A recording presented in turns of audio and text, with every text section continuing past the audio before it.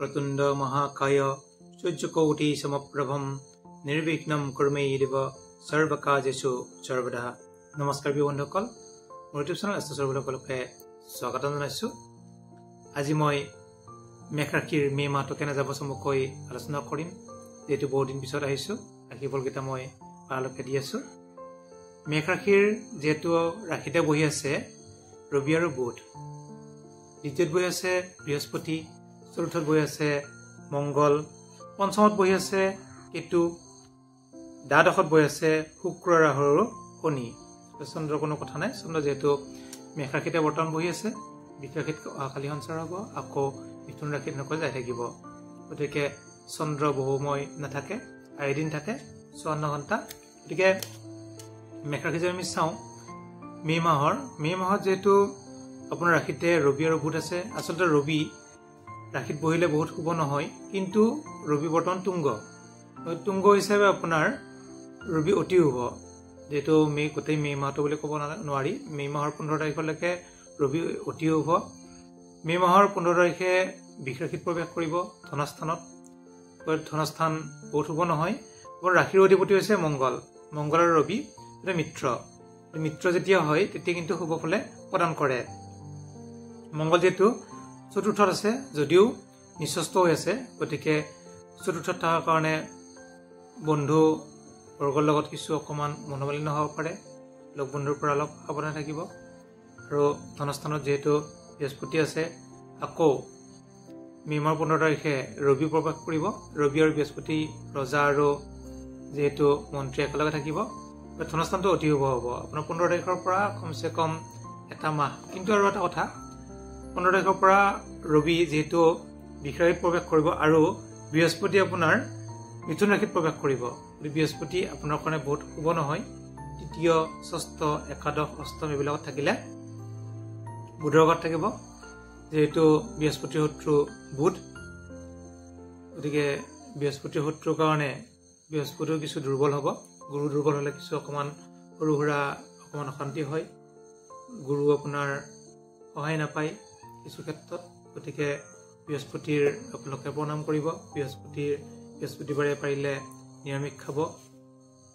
বৃহস্পতিবাৰে খিচ চাকি জ্বলাব পাৰে, তেতিয়া কিন্তু টকা পইচাৰ ক্ষেত্ৰত কিছু অভাৱ অনটন দূৰ হ'ব। আৰু যিসকল জাতক জাতিকাৰ ৰবি আৰু বুধ, গতিকে বুধাদিত্য যুগ চলি আছে বা ৰবিৰ দশা চলি আছে, বুধৰ দশা চলি আছে, তেওঁলোকৰ কাৰণে অতি শুভ।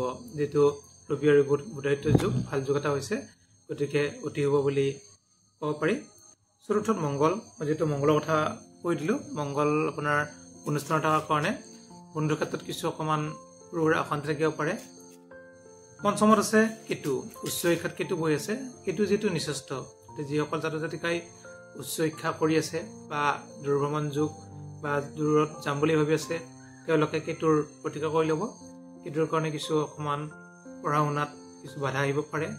উচ্চ শিক্ষাৰ ক্ষেত্ৰত, প্ৰাইমেৰী শিক্ষাৰ ক্ষেত্ৰত অতি হ'ব। যিহেতু প্ৰাইমেৰী শিক্ষাৰ অধিপতি ৰবি, গতিকে ৰবি আছে আপোনাৰ ৰাশিতে তুংগ হৈ। সপ্তম যদি চোৱা যায়, বিবাহ স্থানৰ অধিপতি হৈছে শুক্ৰ যিহেতু বৰ্তমান তুংগ হৈ আছে। মেঘ ৰাশি জাতক জাতিকাসকলৰ যিসকলৰ বিবাহ হোৱা নাই, তেওঁলোকৰ বিবাহ যোগ আছে। গতিকে যিহেতু গোটেই বহাগ মাহটোৱে ভাল, অতি শুভ হৈ আছে। আৰু মে বুলি কওঁতে যিহেতু বহাগৰ আধা হয় 15 তাৰিখ, গতিকে বহাগৰ 15-16 পৰা গোটেই বহাগ জেঠ লোকৰ কাৰণে অতি শুভ। বিবাহৰ কাৰণে যিসকলৰ বিবাহ আছে বা বিবাহ হোৱা নাই, তেওঁলোকৰ বিয়া হোৱা যুগ আছে। বিবাহ অতি শুভ, পতি পত্নীৰ অতি শুভ। যদি আমি চাওঁ নৱমপতি, কৰ্ম আৰু ভাগ্যপতি, গতিকে কৰ্ম আৰু ভাগ্যপতি হৈ আপোনাৰ যিহেতু একাদশত আই আৰু দ্বাদশত আপোনাৰ শনি বহি আছে। গতিকে দ্বাদশত শনি বহাৰ কাৰণে শনিৰ চাৰচুটিও আৰম্ভ হৈ আছে।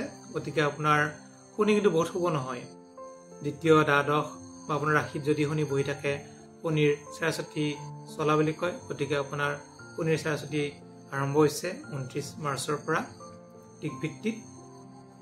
গতিকে আৰু অধিভিত্তিত অকণমান দেৰিকৈ হৈছে, আপোনালোকৰ শনিৰ প্ৰতিকাৰ কৰিব। গতিকে শনিৰ লগত ৰাহু আছে, শুক্ৰ আছে। শুক্ৰ আৰু শনিৰ মিত্ৰ, তথাপি কিন্তু দ্বাদশত থাকিলে খৰচ বৃদ্ধি হয়।